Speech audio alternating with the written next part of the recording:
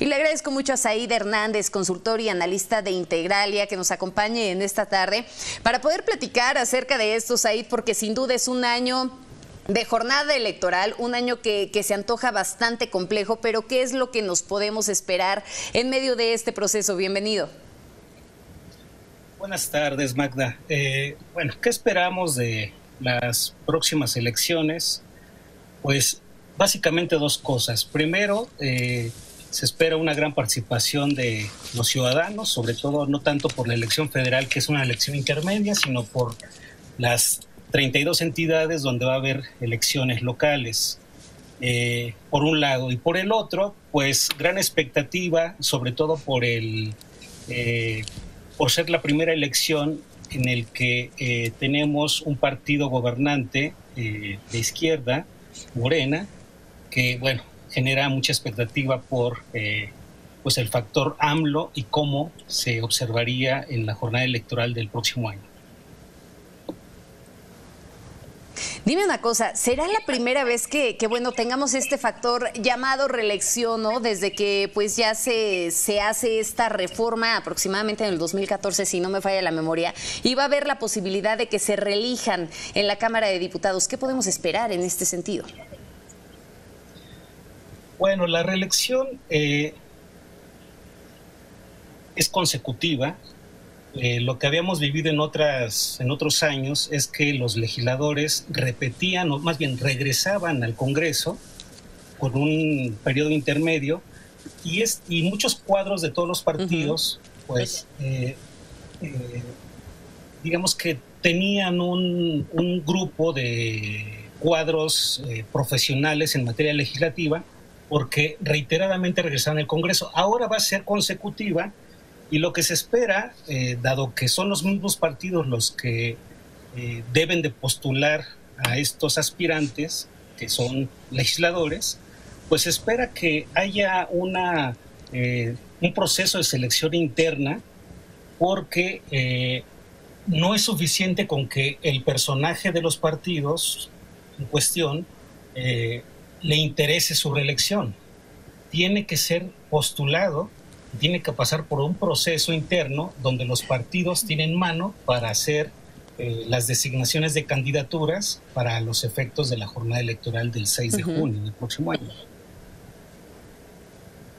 Oye, Said, me parece que aquí un aspecto bastante relevante es considerar realmente qué es lo que va a pasar concretamente con Morena, ¿no? Porque si bien es cierto, en el 2018 vimos que incluso llegaba la gente y votaba en algunos municipios que ni siquiera tenían ya la figura dada de un presidente municipal porque lo habían encarcelado, porque algo había pasado. No tenían esta figura dada del candidato a la presidencia municipal y terminaban votando por Morena porque representaba el partido de López Obrador, ¿no? ¿Va a cambiar la balanza en este 2021? Porque pues también estaría de más considerar que en estas elecciones intermedias que hubo ahora en el 2020 hubo dos entidades que sin duda pues volvieron a sacar a flote el PRI, ¿no? O sea, para demostrar que sigue ahí presente. Sí, en el 2021 va a haber una elección federal, solamente se va a renovar, como bien señalaste al inicio de esta entrevista, va a haber una renovación de la Cámara de Diputados. En realidad es una elección intermedia donde no hay grandes expectativas en el orden federal, salvo que Morena preserve o mantenga su mayoría. En realidad, las elecciones de 2021 van a ser disruptivas, pero en el ámbito local.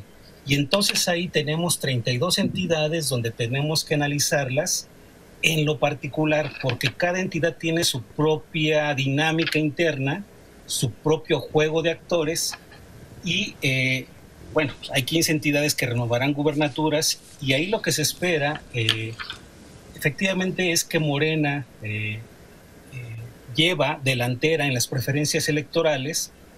Hay 2 o 3 entidades donde es posible, de acuerdo a las mediciones de intención de voto, que Morena pueda no ganar el proceso electoral.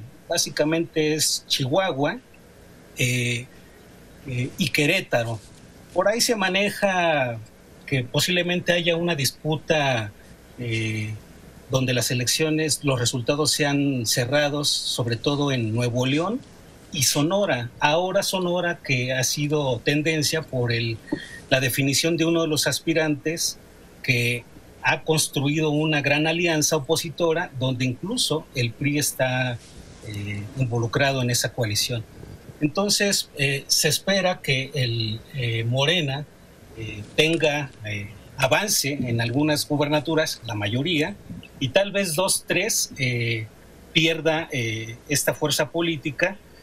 Sin embargo, sí es importante subrayar que actualmente todavía estamos pensando en un análisis prematuro, porque incluso no hay definiciones todavía de candidaturas oficiales. Eso va a suceder en las próximas semanas, meses, incluso allá a finales de marzo ya estaríamos definiendo pues candidaturas para que a principios de abril pues inicien las campañas, ¿no? Lo que es cierto es de que sí hay que analizar los estados a nivel local. Y que bueno, aquí también va a ser interesante las alianzas que se lleguen a formar, ¿no? Esta reconfiguración de partidos, sobre todo con aquellos que fueron dados de alta y que muchos se dice que pueden llegar a jugar solamente como rémoras del propio Morena, ¿no? Ahora bien, cuando pensamos también en las elecciones, no podemos dejar de lado lo que ocurrió recientemente en Estados Unidos, en donde pues ya la vicepresidenta va a ser por primera vez una mujer, ¿no? ¿Qué pasa concretamente en el caso de nuestro país, hablando de estas disposiciones del INE para que ya pueda haber equidad de género? Que dicho sea de paso, era una modificación que ya se había hecho desde el 2014, pero que ahora ya se está pidiendo que sean mitad y mitad, ¿no? Los candidatos. ¿Cómo percibes esta parte? ¿Verdaderamente se está fortaleciendo estas instituciones, estos partidos? ¿Va a haber suficientes mujeres para que puedan fungir con el papel o ves que todavía puede llegar a imperar el machismo en este sentido? Bueno, la semana pasada la autoridad electoral, el INE, emitió un acuerdo donde establece algunos criterios o el criterio para la definición de candidaturas en el ámbito de las gubernaturas. El criterio básicamente es de que de las 15, 7 deben de ser al menos mujeres. Sin embargo, hay que subrayar que varios partidos se inconformaron durante la discusión de este acuerdo, incluso varios adelantaron que posiblemente impugnarían el acuerdo, lo que significaría que tal vez este criterio de paridad de género sea tirado, bueno, no prospere a nivel jurisdiccional, ¿no? Hay que esperar los tiempos. Por lo pronto ahorita están esos criterios y en esta circunstancia los partidos, creo yo, que sí están en un problema en términos de procesamiento de sus procesos internos para definir candidaturas, porque la dinámica y la construcción de los liderazgos para poder aspirar y después conseguir una candidatura, pues no es propiamente un proceso que se sustente y se funde a partir de una cuestión de género. Cada persona, cada liderazgo, cada estructura, cada partido en los estados, pues va recreando y viviendo en cada momento pues sus dinámicas, el trabajo que hacen pues, liderazgos locales, la construcción de acuerdos, y ahora con este criterio que aprobó el INE, yo sí creo, en Integralia creemos que sí podría complicar la definición de algunas candidaturas para algunos partidos, ¿no? Uh-huh. O bien liderazgos femeninos que nunca se voltearon a ver, ¿no? Aquí lo que podría resultar verdaderamente preocupante es que suceda como al inicio de estas modificaciones a la reforma, en donde, no sé si lo recuerdas ahí, pero me acuerdo que en los congresos, por ejemplo, terminaban designando a algunas mujeres y ya una vez que les tomaban protesta, pues terminaban renunciando al cargo para dejar a los suplentes, que eran hombres, ¿no? Porque no las dejaban ni siquiera ejercer. Ojalá y que en esta ocasión no nos enfrentemos a un panorama similar, porque ya lo decía el INE. Lo que estamos buscando es que verdaderamente haya equidad de género al momento de hablar de la democracia del país. No creo que suceda eso que señalas, Magda, porque ya hay criterios que establece el instituto, ya lleva varios años, en el que el efecto Juanitas, creo que ese es el referente inmediato que se nos viene a la cabeza sobre este fenómeno, es de que las candidaturas es correcto.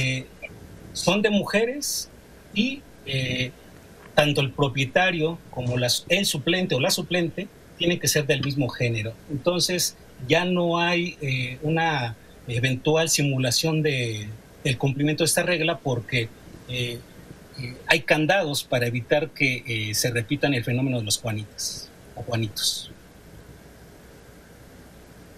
Pues sin duda va a ser un escenario bastante complejo el que todavía avisora para el 2021. Te agradecemos mucho el hecho de que hayas compartido con nosotros esta experiencia y también estas ideas en cuanto al panorama electoral. Muchas gracias, Magda, por la oportunidad.